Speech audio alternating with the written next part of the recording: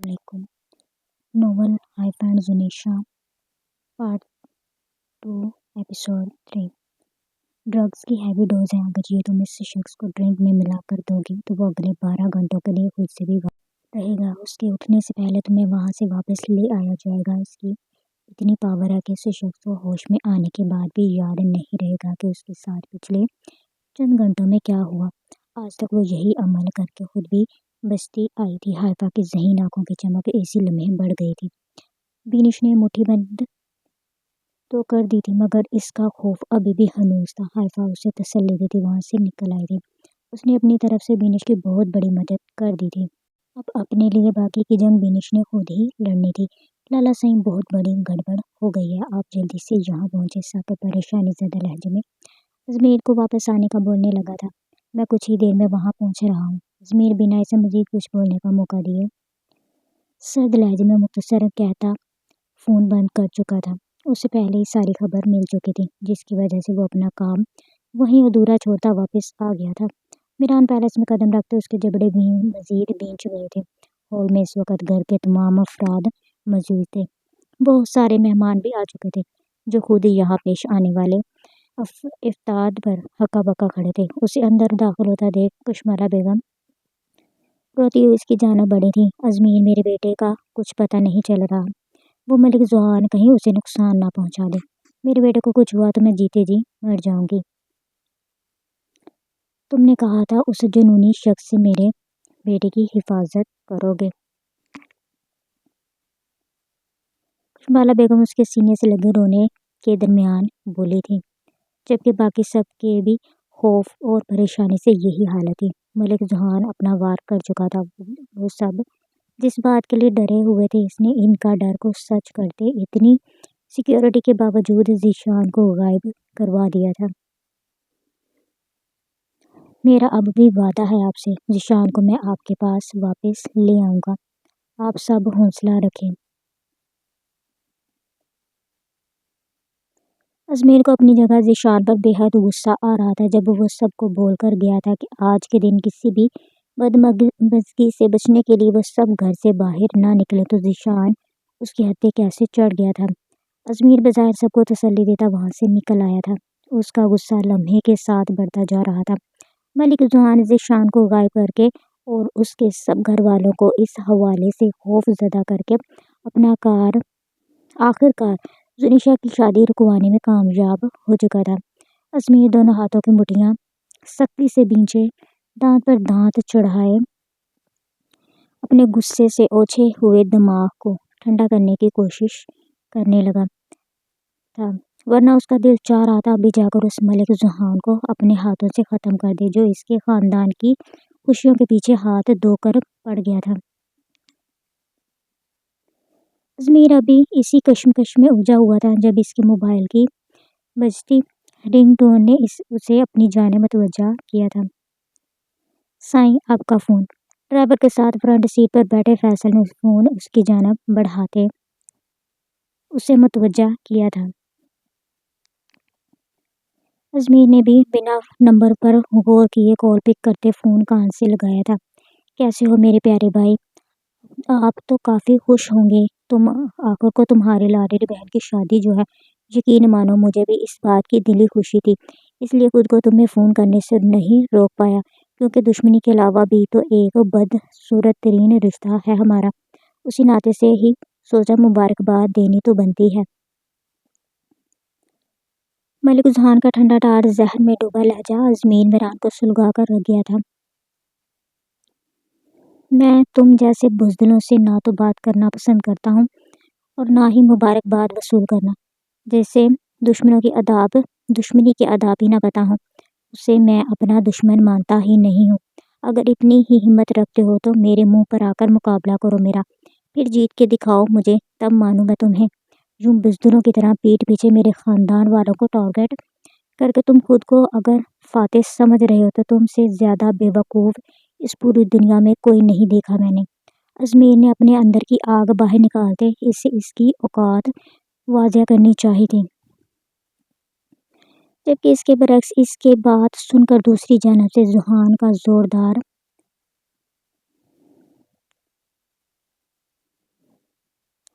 کہہ کا اسپیکر پھاڑتا اس کے کانوں میں سنائی دیا تھا۔ ملک ازمیر میران لفظوں سے کھیل کر دوسروں کو خود سے نیچے ثابت کرنا تو بہت اچھے سے آتا ہے تمہیں۔ میں نے پیٹھ پیچھے کچھ نہیں کیا۔ جس عظیم شخص کو تم نے اپنی لاڈلی بہن اور میری بچپن کی مانگ کے لیے چنا تھا، اسے کل سے آگاہ کر رکھا تھا میں نے کہ میں کل آ کر اس کی شادی رکوا کر رہوں گا۔ آگے سے اس نے مجھے وہاں آنے کا چیلنج کر کے میری ضد مزید بڑھا دی۔ تم جانتے ہو نا مجھے اچھے سے، کوئی مجھے چیلنج کرے تو اس کا جواب تو میں دے کر ہی رہتا ہوں۔ تو وہی کیا میں نے، تمہارے گھر میں آ کر تمہارے اس ذیشان کے کمرے میں ہی جا کر اسے عقل سکھائی کہ آئندہ مجھے چیلنج کرنے کی غلطی نہ کرے۔ ملک ذوحان بات کے دوران کچھ سیکنڈ کے لیے رکا تھا۔ اس کی بات کی گہرائی تک پہنچتے ازمیر ٹھٹکا تھا۔ ڈرائیور کو گاڑی واپس میران پیلس کی جانب موڑنے کا اشارہ کر گیا تھا۔ عجیب ہے تمہارے خاندان والی، جو شخص اپنے ہی کمرے کی الماری میں بند ہے، اسے ڈھونڈنے کے لیے پورے گاؤں کا چپا چپا چھان مارا ہے۔ تمہاری حویلی میں تمہارے لاڈلے ذیشان کے کمرے میں گھس کر اسے پیٹا ہے، اور تم ابھی بھی مجھے بزدل کہہ رہے ہو۔ تم سبھی عجیب لوگ ہو۔ اگر اسے تم میری بزدلی کہتے ہو تو ہاں، مجھے بزدل ہونا منظور ہے۔ ملک ذوحان کے الفاظ زہر کند طنز میں دو رکھے تھے۔ ایک بات اور کہنا چاہوں گا، کافی آستین کے سانپ پال رکھے ہیں تم نے اپنے آس پاس، پہلے ان سے نبٹ لو، پھر مجھ سے دشمنی نبھانا۔ کہیں ایسے نہ ہو میرے کچھ کرنے سے پہلے ہی وہ پیٹھ میں خنجر گھونپ کر تمہیں مجھ سے پہلے ہی ختم کر دیں۔ ملک ذوحان نے دشمنی کا حق نبھاتے اسے اس کے دشمنوں سے آگاہ کیا تھا۔ تم اپنی ہمدردیاں اپنے پاس رکھو تو زیادہ بہتر ہوگا۔ میں اچھے سے جانتا ہوں اپنے گھر میں چھپے غداروں کو، جنہیں ہر بار تم میرے خلاف استعمال کر کے مجھے مات دینے کی کوشش کرتے ہو۔ جیسے شیر ہمیشہ اکیلے شکار کرتا ہے، میں بھی ویسے ہی اکیلے لڑنے کا عادی ہوں۔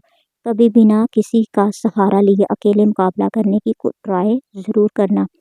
تمہارے مقدر میں مات لکھ کر اپنے قدموں میں نہ پٹک دیا تو میرا نام بھی ملک ازمیر میران نہیں۔ ازمیر اپنے چنگھاڑتے لہجے میں بولتا ہے۔ اب کی بار ملک ذوحان کے اندر آگ دہکا گیا تھا۔ فون بند کرتے اس نے حویلی میں رابطہ کرتے ذیشان کے کمرے کی تلاشی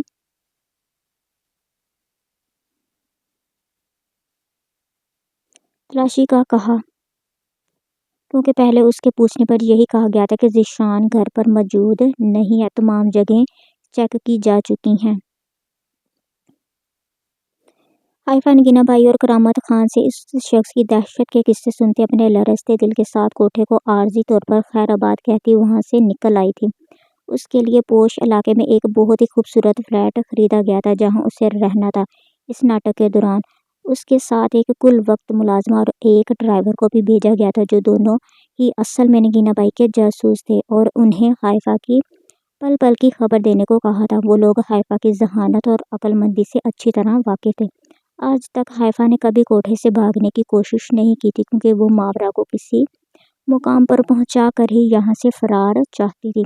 وہ ماورا کے حوالے سے کسی قسم کا رسک نہیں لینا چاہتی تھی، مگر حائفہ خود اور نگینہ بائی بھی جانتی تھیں کہ اگر حائفہ چاہتی تو شاید اب تک کوٹھے سے فرار اختیار کر چکی ہوتی۔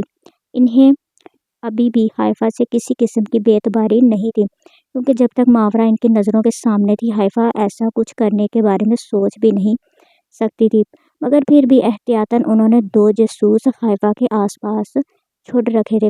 حائفہ نے گھوم پھر کر سارا فلیٹ دیکھا تھا، جو اتنا لگژری اور خوبصورت تھا کہ حائفہ کے پسماردہ چہرے پر بھی ہلکی سی مسکان کے ساتھ آنکھوں میں اداسی مزید بڑھ گئی تھی۔ اسے بھی تو ہمیشہ ایسی ہی عزت بھری چار دیواری کی خواہش رہی تھی، جو انجان شخص کی وجہ سے پوری ہو گئی تھی۔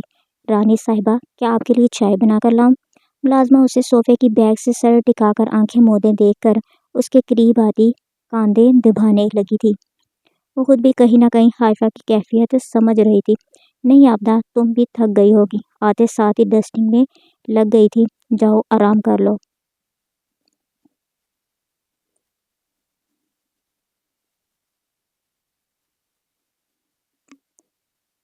हाइफा जिसने कोठे पर खुद को बहुत मगरूर और नकचड़ी मशहूर करवा रखा था, उसके करीबी लोग ही सिर्फ जानते थे कि वो दिल की कितनी नरम और दूसरों का एहसास करने वाली हसास लड़की थी। मुलाजमा इसकी बात पर नरम तशक्कुराना मुस्कुराहट से उसे देखती वहां से निकल गई थी। आने वाले वक्त का सोचते हाइफा की बेचैनी लम्हा ब लम्हा बढ़ती जा रही थी। उसका दिल अंदर से बहुत ज्यादा खौफजदा था। यही सोच उसे नाग बनकर डसी जा रही थी कि क्या वो अब भी अपनी इज्जत महफूज रख पाएगी।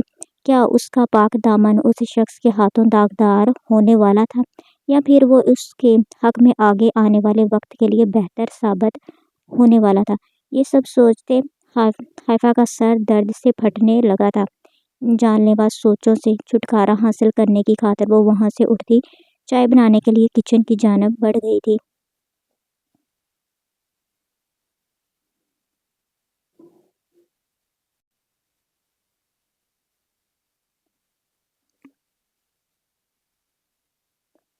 मुहावरा ने 2 दिन की छुट्टी के बाद यूनिवर्सिटी में कदम रखा था। उसकी सारी हॉस्टल फ्रेंड्स ने उसके अचानक घर चले जाने पर हैरत का इजहार किया था। मुहावरा ने अपने रब का सद शुक्र अदा किया था कि यहाँ किसी को भी इसके कारनामे की खबर नहीं हुई थी। हॉस्टल और यूनिवर्सिटी इंतजामिया अक्सर अपनी रेपुटेशन खराब होने के डर से ऐसी बातें छुपा जाते थे। मुहावरा के साथ भी यही हुआ था। उसे एक्सपेल तो किया गया था, मगर हाइफा की जिद पर करामत खान ने अपने रिसोर्सेज इस्तेमाल करते हुए इसे दोबारा यूनिवर्सिटी में एंट्री कर दिलवा दी थी। मुहावरा एक मेडिकल की स्टूडेंट थी। यूनिवर्सिटी के अंदर ही बाकी डिपार्टमेंट के साथ ही मेडिकल कॉलेज भी बनाया गया था। इस यूनिवर्सिटी का शुमार मुल्क के टॉप यूनिवर्सिटीज़ में होता था, इसलिए यहाँ का मेरिट बहुत हाई था। यहाँ तो भारी जेब वाले अमीर कबील लोगों के बच्चे पढ़ सकते थे, या फिर मुहावरा जैसे ज़हीन तालबात जो इस यूनिवर्सिटी के मेरिट मेरिट पर आने के लिए दिन रात एक कर देते, आखिरकार अपनी मेहनत का लोहा मनवा कर ही रहते थे। मुहावरा अभी यूनिवर्सिटी में मेरिट पर अपना एडमिशन हो जाने पर बहुत खुश थी, मगर वो नहीं जानती थी कि यहाँ आकर वो सादा सी बेलौस लड़की किसी की साजिश का शिकार होकर अपनी सारी मेहनत अपने हाथों गंवाने की दर पर हो जाएगी। मुहावरा एक ऐसी बहुत बड़ी भूल कर चुकी थी जिसके लिए वो खुद को जिंदगी में कभी माफ़ ना करने का इरादा रखती थी। मुहावरा किन सोचों में गुम हो। यार जल्दी चलो, क्लास शुरू होने में 1-2 मिनट रह गए हैं। सर अगर हमसे पहले पहुंच गए तो इंटर नहीं होने देंगे क्लास में। उसकी दोस्त सोफिया उसे थके थके कदम उठाते देख बोलती तेजी से आगे बढ़ी थी। सोफिया की आवाज़ उसे अपनी सोचों से बाहर खींच लाई। नाजुक दूधिया कलाई पर बंधी रेस्ट वॉच पर नज़र दौड़ाते वो भी जल्दी से आगे बढ़ी थी। सोफिया तो तेज तेज कदमों से भागते हुए आगे निकल गई थी। वो भी आगे बढ़ी ही थी जब कॉरिडोर का मोड़ मुड़ते वो सामने से आते शख्स को नहीं देख पाई थी। संभलने की कोशिश के बावजूद मुहावरा का सर उस शख्स के फुलादी सीने से टकरा गया था। मुहावरा को अपने सर में टीसें उठती महसूस हुई थी। उसके कदम एकदम से लड़खड़ा से गए थे। उससे पहले कि वो ज़मीन बोझ होती अपनी बुक्स के ऊपर जा गिरती, मुकाबल खड़े उसे हैरत भरी नज़रों से देखते शख्स का सकता टूटा था। उसने मुहावरा के गिर्द बाजू हुमायल करते उसे गिरने से महफूज रखा था। मुहावरा के नथनों से मुकाबल की दिल फ़रेब खुशबू टकराई तो इसे शदीद झटका लगा था। उसने निगाहें उठाकर ऊपर देखा था, जहाँ वो शख्स भी बेयकीनी की तस्वीर बने खड़ा उसे देखी जा रहा था। मुहावरा के तन बदन में नागवारी और शदीद नफरत की लहर दौड़ गई थी। इस शख्स के अपने गिर्द लिपटे बाजू का हिसार तोड़ने में उसने लम्हा नहीं लगाया। वो आग उगलती नज़रों से सामने खड़े दुनिया के सबसे बड़े धोखेबाज और दोगले शख्स को देख रही थी। दोबारा मेरे करीब आने या मुझे छूने की कोशिश भी की तो मुझसे बुरा कोई नहीं होगा मिस्टर मिनहाज दुरानी। नफरत से भी बढ़कर अगर कोई जज्बा होता तो वो रखती हूँ मैं तुम्हारे लिए।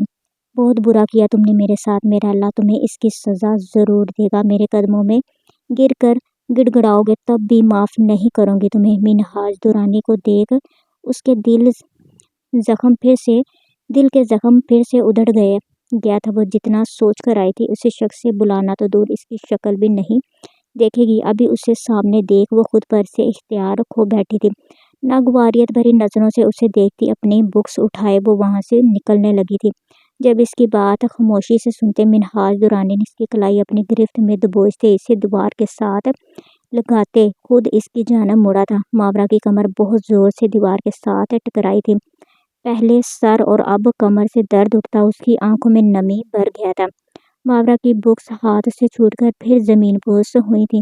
اس حصے میں رش کم ہوتا تھا اور اس وقت تو ماورا کی بدقسمتی سے اکا دکا اسٹوڈنٹس بھی دکھائی نہیں دے رہے تھے۔ تم گھٹیا شخص، کیا بدتمیزی ہے یہ!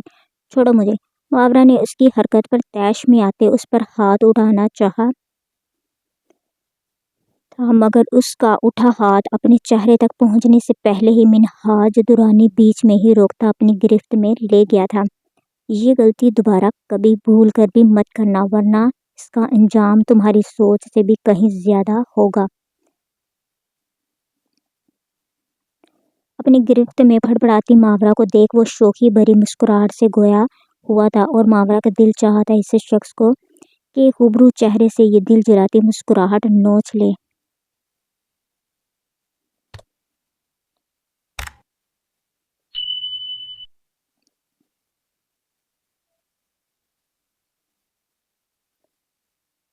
وہ اسے خود کو آزاد کروانے کی پوری کوشش کر رہی تھی، مگر اس لمبے چوڑے مضبوط قد و قامت والے شخص کے سامنے اس کی مزاحمت ایک چونٹی سے زیادہ کچھ نہیں تھی۔